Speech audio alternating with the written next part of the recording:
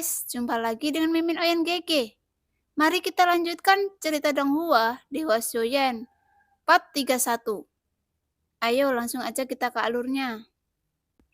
Kekuatan gurun liar abadi menyebar di kekosongan dan di sekitarnya dengan kecepatan yang sangat cepat.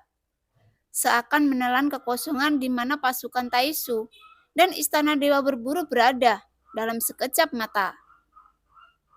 Dengan kecepatan tercepat, tidak mungkin memimpin pasukan yang berjumlahnya ratusan ribu bergegas menghindar. Tentu saja, hal yang sama berlaku untuk kedua Taisu Senyi. Saya hanya bisa melihat kehampaan yang berputar dan memaksa mereka masuk ke dalam ruang alam liar yang abadi secara paksa. Yang membuat adegan di sekitarnya berubah dan kehampaan yang awalnya gelap gulita berubah menjadi ruang yang penuh warna dan kacau. Ketika saat ini, mereka telah secara paksa terperangkap di hutan belantara abadi, dan sebuah jeritan nyaring terdengar hanya beberapa saat kemudian. Rupanya seseorang telah menyentuh aturan di tempat itu. Segera, tanaman merambat besar yang tak terhitung jumlahnya muncul di tanah dan meledak keluar dari tanah seperti ular sanca raksasa. Kemudian meluncurkan serangan sengit pada mereka yang menyentuh aturan tempat itu. Adapun bagaimana mereka menyentuh aturan dan aturan apa yang mereka sentuh, bahkan mereka tidak menyadarinya. Karena ada terlalu banyak aturan di sini, seseorang akan secara tidak sengaja menyentuhnya, dan tanpa menunggu mereka bereaksi, yang tampaknya mereka telah dikepung oleh aturan di hutan belantara abadi. Hal yang paling menjengkelkan adalah melihat lingkungan yang kosong ini. Saya tidak dapat menemukan sosok musuh di tempat ini. Tetapi setelah menyentuh aturan, serangan liar tersapu dari tanaman merambat yang terus-menerus menebas ke arah mereka. Tidak hanya itu, selain tanaman merambat yang menyerang, ada juga kekuatan aturan yang tak terlihat yang menyapu. Selama mereka memiliki kekuatan sedikit lebih lemah, semuanya terasa pusing. Kemudian, mulut dan hidung mereka tidak bisa mengendalikan pendarahan. Untuk sementara waktu, Istana Dewa Berburu dan Taisu sama-sama mengalami kerugian saat ini. Terutama karena mereka tidak tahu bagaimana caranya untuk melawan. Hal yang sama berlaku di pihak Taisu saat ini. Tidak ada yang terlihat, akan tetapi serangan terus datang dari segala arah. Seolah-olah musuh yang tak terlihat terus-menerus menyerang mereka saat ini. Yang kemudian awan di udara berubah menjadi telapak tangan raksasa yang besarnya beberapa ratus kaki, terlihat turun dari langit dan memborbardir dua dewa Taisu Senyi. Kita harus memikirkan cara untuk melawan. Jika tidak, seluruh pasukan kita akan dimakamkan di sini. Yuan Wei melihat ratusan ribu orang yang disiksa oleh aturan saat ini, dan dia tidak berdaya dengan kekuatan aturan itu. Satu-satunya cara sekarang adalah menemukan permaisuri secepatnya.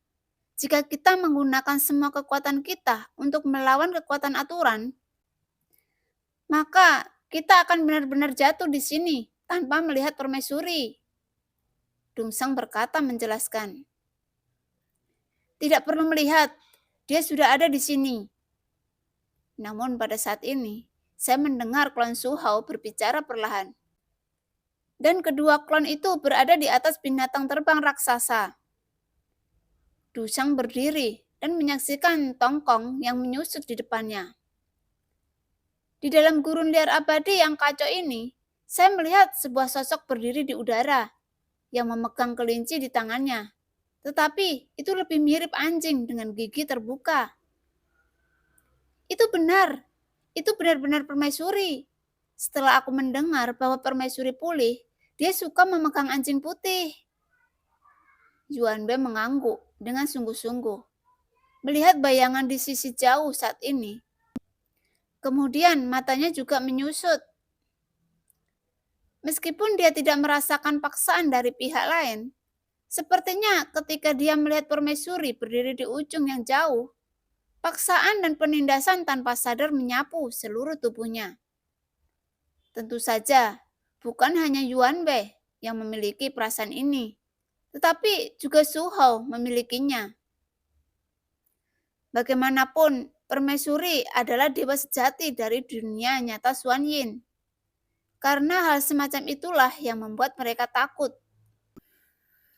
Mereka bilang, kamu adalah seekor anjing. Permaisuri tersenyum dan berkata kepada kelinci Bingyun dengan serius. Jahat! Dan kelinci Bingyun meraung pelan dan menyeringai. Kelinci itu tidak terlihat sepertimu. Permaisuri berkata lagi. Namun ketika kelinci Bingyun mendengar itu, dia hanya berani menyeringai di pelukan permaisuri. Seolah ingin bergegas keluar. Tetapi sepertinya permaisuri memaksanya untuk menghentikannya agar tidak bergegas keluar saat ini. Namun tanpa diduga, permaisuri melepaskan kelinci Bingyun yang terakhir tidak bisa mengendalikannya dan bergegas keluar. Kehilangan pelukan permaisuri dan bergegas kembali ke dalam pelukannya, sampai permaisuri meletakkan tangannya di atas kepalanya. Setelah itu, dia menyeringai lagi. Seperti potensi manusia, tongkat kelinci dapat digambarkan sebagai tampilan yang paling jelas. Namun pada saat ini, Su Hao berdiri di atas binatang terbang raksasa itu, dan kemudian mengepalkan tinjunya dan membungkuk kepada permaisuri saat ini. Permaisuri, sekarang dia telah jatuh. Mengapa tidak membiarkan generasi muda menyelesaikan masalah ini sendiri? Suara Su Hao menyebar, dan dia adalah orang yang cerdas. Pada kenyataannya, Xiaoyan tidak pernah menjadi ancaman nyata di matanya, tetapi dia akankah menjadikan Xiaoyan sebagai sumbunya? Ya, apa yang kamu katakan masuk akal. Permaisuri mengangguk dan menjawab setuju. Su Hao tertegun saat ini. Dia tidak tahu bagaimana menjawab untuk sementara waktu. Permaisuri setuju. Jika kita dapat mengundangnya, mari kita bersaing. Siapa yang hidup atau siapa yang akan mati, dan akan menggunakan kekuatan kita untuk berbicara. Permaisuri setuju begitu tiba-tiba, sehingga Su Hao tidak menanggapi dan segera melanjutkan. Siapa yang akan kamu keluarkan? Permaisuri bingung. Matanya yang besar dipenuhi dengan ambiguitas, dan penampilannya yang bingung tampak cantik dan menyenangkan. Su Hao menggerakkan sudut mulutnya ketika dia mendengar kata-kata itu. Jelas mengetahui bahwa permaisuri bertanya dengan sadar. Dia meniru saya, dan dia pasti datang kepada saya. Jadi permaisuri tidak perlu membuang waktu di sini, kata Su Hao dengan sungguh-sungguh. Kalau begitu, apa yang kamu katakan salah. Dia adalah seniormu. Hanya kamu yang junior di sini. Sebagai junior, kamu tidak memiliki rasa hormat sedikit pun ketika berbicara dengan senior. Dan poinnya, kamu tidak bisa melakukannya dengan benar, kata permaisuri sambil tersenyum. Dan begitu dia selesai berbicara, dia mengangkat jari-jarinya yang ramping dan menjentikkan ke arah klan Su Hao. Duar!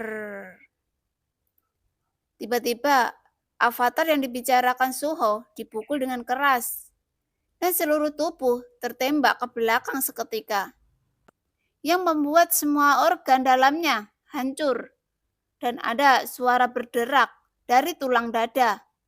Dan saya tidak tahu berapa banyak tulang patah. Di antara tembakan itu, seteguk besar darah menyembur keluar, dicampur dengan daging cincang. Setelah menembak ratusan kaki ke belakang, dia menstabilkan tubuhnya saat ini. Meskipun organ dalam yang rusak pulih dengan kecepatan yang akan menghancurkan orang mati. Pukulan ini diberikan oleh permaisuri untuk memperingatkan. Dikatakan bahwa penguasa istana, dewa berburu sangat dalam, Dan sekarang tampaknya rumor itu tidak salah. Anda bergabung dengan kekuatan dari dunia lain. Dan target sebenarnya hari ini adalah saya. Adapun pernyataan munafik itu tidak perlu. Suara permaisuri terdengar lagi. Dan sekarang matanya beralih ke Taisu. Bergabung dengan dunia lain untuk berurusan dengan duniamu sendiri. Tahukah kamu bahwa perilaku semacam ini adalah pengkhianatan? Avatar Suho baru saja pulih, dan permaisuri mengulurkan telapak tangannya lagi, yang membuat tongkong Avatar Suho tiba-tiba menyusut, dan awan hitam muncul seketika berubah menjadi sosok besar di belakangnya. Klan Suho ingin menghindar, tetapi terlepas dari upaya terbaiknya, dia tidak bisa bergerak sama sekali. Telapak tangan raksasa itu mengarah ke tiruan Suho, dan pukulan ini cukup untuk menghancurkan tiruannya. Duar! Saat ini, tiba-tiba seberkas energi yang kuat melonjak dari ujung yang jauh, langsung mengenai sosok berawan besar itu. Tiba-tiba, itu menghancurkan sosok besar itu yang dipadatkan oleh awannya. Avatar Suho ini tidak tertembak mati oleh permaisuri saat ini. Sepertinya pembantu yang kamu undang akan benar-benar membantumu. Dan sudah berapa banyak kamu memberitahu mereka? Apa yang telah kamu berikan kepada mereka? Permaisuri tersenyum, bukannya marah.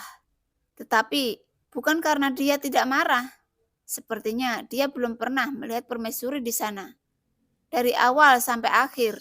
Dan ada sedikit kemarahan atas masalah ini.